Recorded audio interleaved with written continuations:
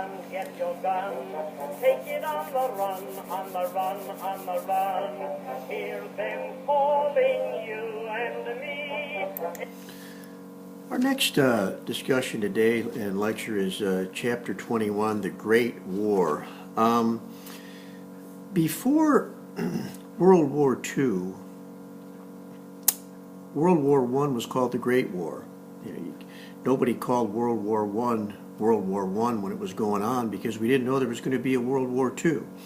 So up until 1941, pretty much, it was known as the Great War. Well, there was nothing great about it.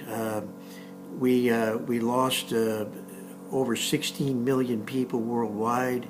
116,000 American soldiers died, and we were only there for 1 year of the 4-year war. Otherwise, we would have lost more even. When the war broke out in 1914, most Americans felt that we didn't have a big role in it. It wasn't our business. It was overseas, a long ways away. In fact, Wilson campaigned during his second term, and his slogan was, "He kept us out of war," which was true until 1917. But we weren't very prepared when we went into war. Matter of fact, we had the 17th largest army in the world with a little over 100,000 soldiers. So we had a lot of growing to do quickly, and training and getting ready to go off to war before we could make the impact that we ended up making and influencing the end of the war. The three countries that lost the most in this war, Russia, Germany, and France, you look at those three countries today, and I think in many cases they hate war. Well, maybe not so much the Russians, but certainly the French and Germans. They've got a kind of a different attitude because they've seen war up close. It all started really with different countries going after each other, and pretty soon the whole world got involved, and a Serb ended up killing Franz Ferdinand, who was the Archduke, and him and his wife Sophia were killed on their wedding anniversary. Actually, I think it was their 17th wedding anniversary, and that sparked off the World War. Like I said, we finally got involved in 1917, and there were some things that led up to our involvement. The first one was the sinking of the Lusitania, and the second would be the Zimmerman Note or telegram. And it's kind of interesting how the Spanish-American War started. We got involved in that because of a ship and a telegram, and now here we are in the Great War, and the same thing happened with a different ship and a different telegram. But the Lusitania was a British ship that had civilians aboard and some ammunition, actually, in 1915, and the Germans sunk it. 1,198 people died, and out of those, 128 were Americans, which makes you wonder at what point do you go into war, and we'll kind of touch on that a little bit later. And the Zimmerman Note was a telegram between Germany and Mexico, and it was an offer by the Germans to if they supported Germany, Mexico and Germany would enter into an agreement, and if Mexico supported Germany, of course part of that was being able to land on their beaches and invade the United States from the south, then Germany, when the war was over with, would give back all the states and territories that Mexico lost in the Mexican-American War and the Mexican Cession back in the 1840s. It included parts of and entire states. There were 7 states or so involved, from Texas to California. I've always kind of wondered, let's say Germany would have won the war, do you think they would have gave that land back to Mexico? Something to think of. A lot of these soldiers that were unprepared for war went over there and came back with shell shock. and where they would just shake because of all the cannon fire, and they would still have these tremors once they got back. Once they got back here after the war. Wilson asked for people to sacrifice.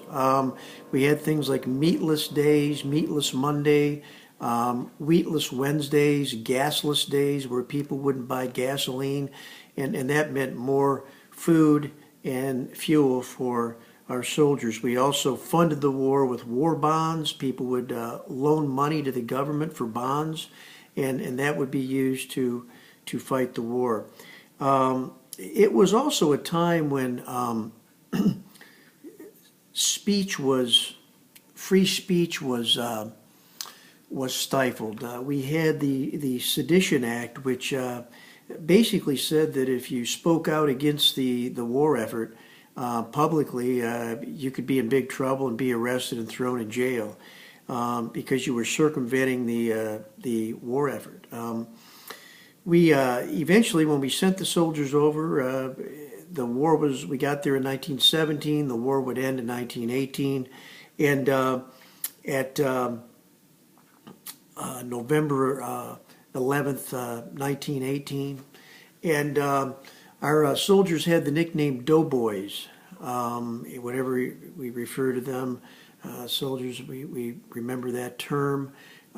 Pershing was the commander of the AEF, American Expeditionary Forces in Europe, and of course, a lot of the war was fought in trenches. They would dig trenches. There was a 460-mile trench called the Western Front that went from the North Sea all the way to Switzerland, and many of these soldiers were holed up in there for weeks and months at a time, trying to take land and move forward as the war went on. But once the war was over with, Wilson called for a peace conference, which kind of upset the Republicans.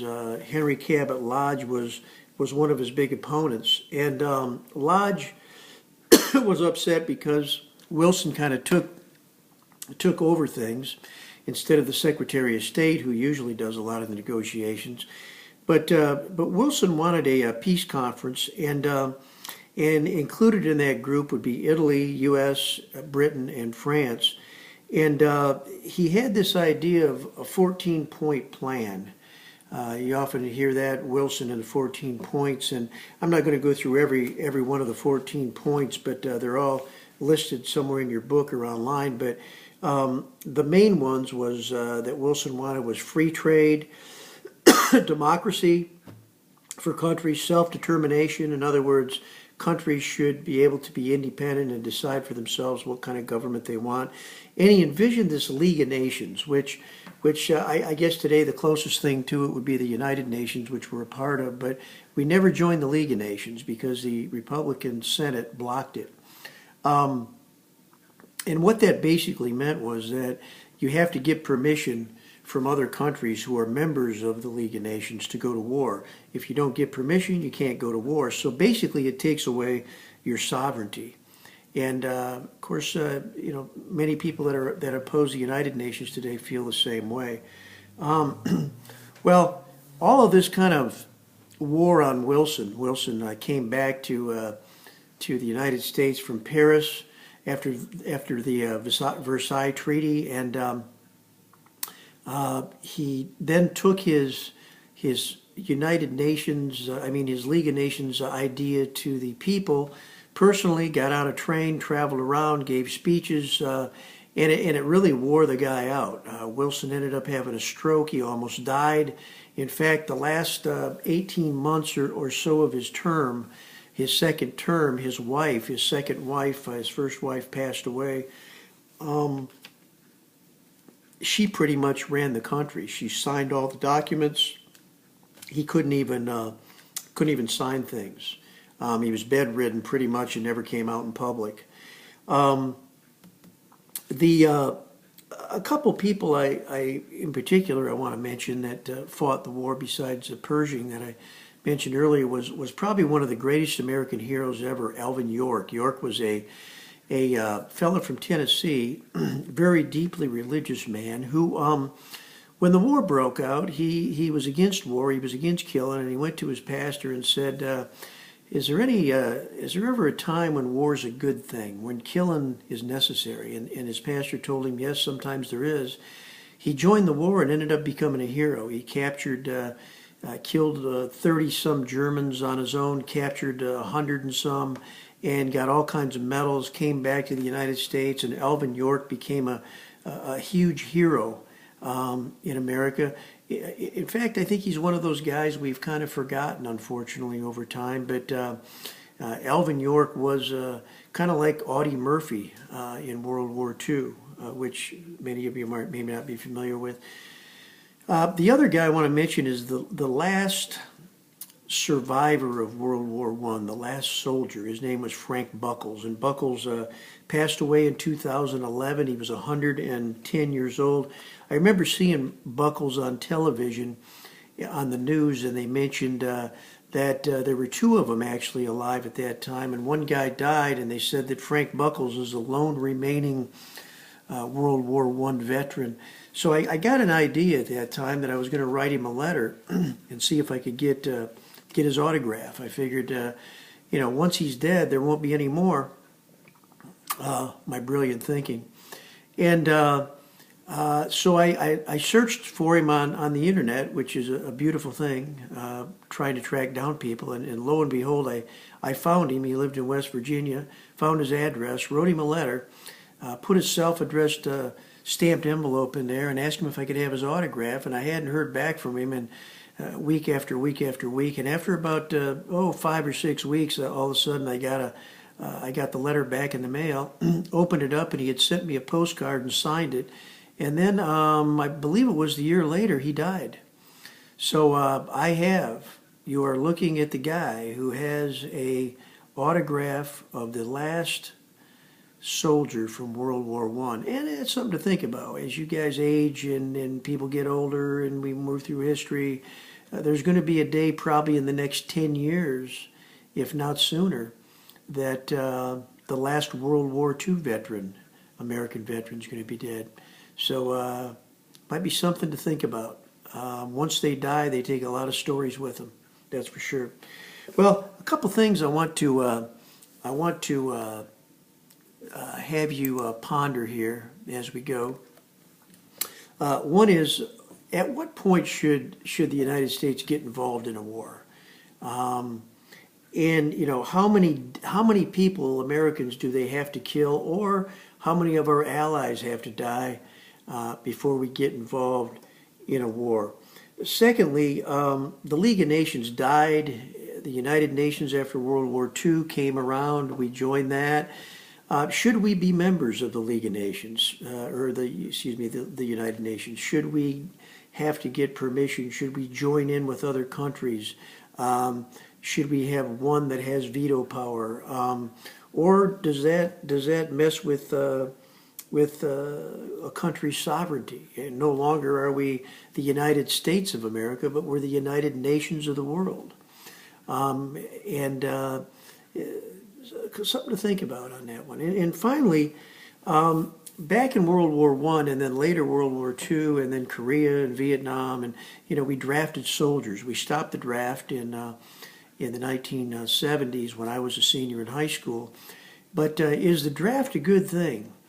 Will we see the draft come back?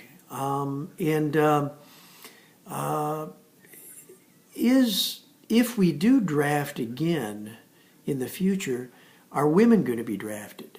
Last time we didn't draft women in the 1970s, but since that time, women have of course taken a lot of positions and had a lot more freedom to be successful economically, etc.